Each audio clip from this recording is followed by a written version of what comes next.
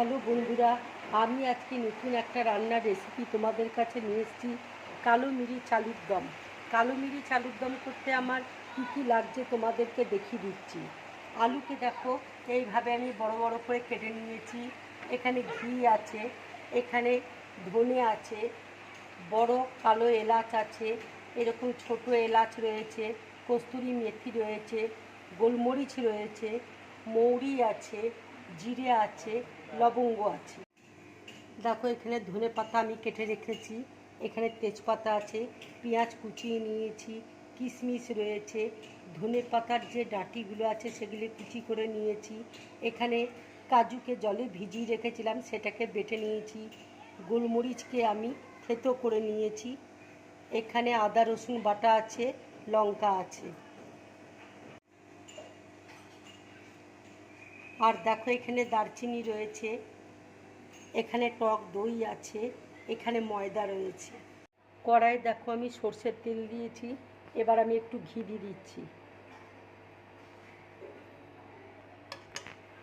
দেখো তেল গরম হয়ে গেছে, এবার আমি শুকনো লঙ্কা, দারচিনি, তেজপাতা দিয়ে দিচ্ছি।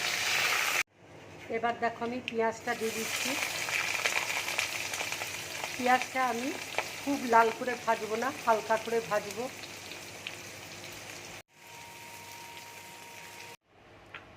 দেখো পেঁয়াজটা আমি হালকা করে ভেজে নিয়েছি, এবার আমি আদা রসুনের পেস্টটা দিয়ে দিচ্ছি। দেখো আদা রসুনের কাঁচা গন্ধটা চলে গেলেই আমি এবার আলুটা দিয়ে দেবো। এবার আমি আলুটা দিয়ে দিচ্ছি।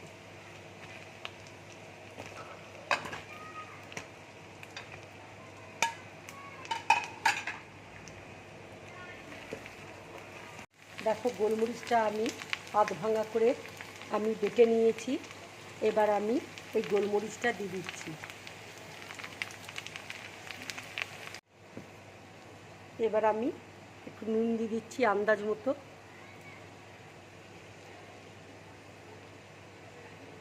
ধনে পাতার যে ডাঁটিগুলো আমি ছোট ছোট করে কেটে রেখেছিলাম সেটা এবার দিয়ে দিচ্ছি।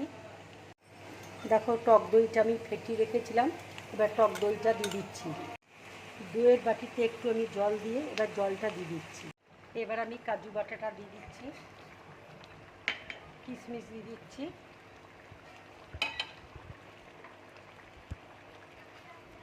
এবার আমি ঢাকাটা দিয়ে দিচ্ছি।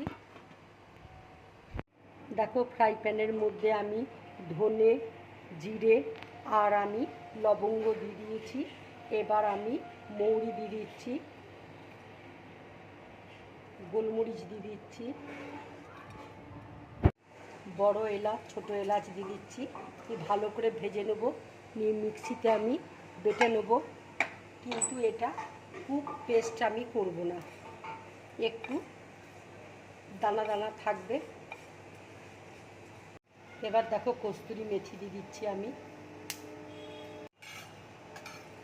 এই বাটাটা কিন্তু দেখতে হবে ঠিক চা পাতার মতন। দেখো ভাজাটা হয়ে গেছে, এবার আমি প্লেটের মধ্যে তুলে নেব, এবার মিক্সিতে আমি বেটে নেব। ঢাকাটা আমি এবার খুলছি। দেখো আলুটা সেদ্ধ হয়ে এসছে, আলুটা দেখো সেদ্ধ হয়ে গেছে। দেখো আমি ময়দা একটু গুলে নিয়েছি, অল্প করে ময়দা, এর মধ্যে আমি মশলাটা দিয়ে দিচ্ছি।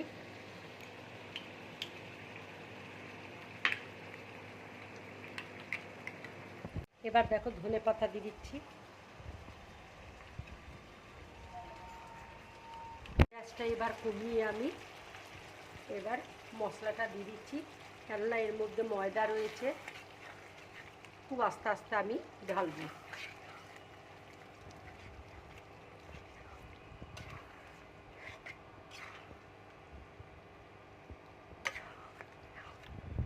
এবার দেখো আমি একটু মিষ্টি দিয়ে দিচ্ছি, তাহলে খেতে খুব ভালো লাগবে।